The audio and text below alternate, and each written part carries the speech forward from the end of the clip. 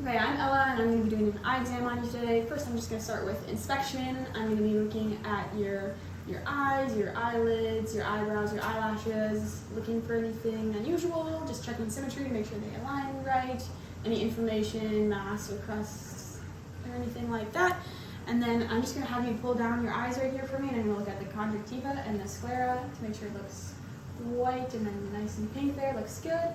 And then next I'm going to have you just blink for me. I'm just going to make sure for normal eye movement.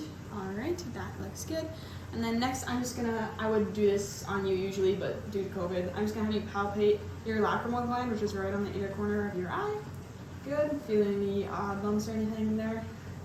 That's good. And then next I'm going to do the Phonoscopic Exam. So I'm going to use my ophthalmoscope, and then I'm going to turn it on like medium brightness, and then I'm going to have my patient just look straight ahead, and then I'm going to check for the reflex, the red reflex, and I'm going to come into the eye.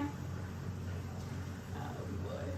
And then just looking for the optic disc, making sure that looks normal and the color of it, and then any crescents or any unusual abnormal things there. And then I'm going to do the same thing on the other eye using my hand here.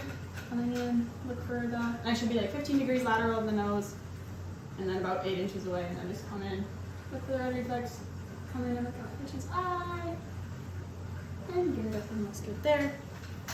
So that is that. And then next I'm going to do some special tests. So first I have Peripheral, so I'm just looking, are your pupils equal and round, and they look good. And then I have to look for, do they react to light. So I'm going to use my hand and block this eye, and I'm just going to check, do the light obliquely and check for pupils to constrict on both sides. And then on this side, pupil constriction, and look at the other eye as well.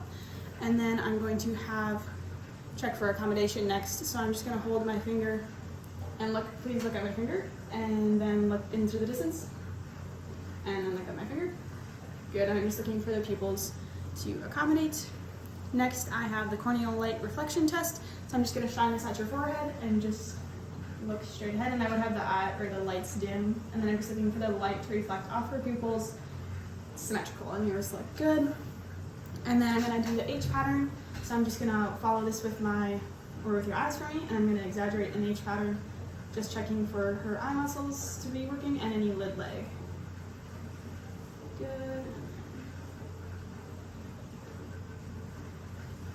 So that's that, and then I'm going to do the cover and cover test. So I'm just going to use a piece of paper or something, and I'm going to cover one eye and look for any movement of the other eye, and then look for any movement when I take it away.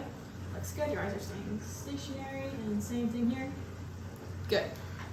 And then I have to do the visual fields test for the peripheral vision. So raise your fingers when you see my hands come into the periphery of your eyes. So I'm going to come superior, and then lateral, good, and inferior, good. Good peripheral vision there. And then for visual acuity, I would use the Snellen eye chart, and I'd have my patient 20 feet away, and then I'd have them cover one eye and have them read the lowest line they can. And then if they get 50% success, I'd have them move to the next line, and then wherever they stop, that would be their visual acuity. And that's it.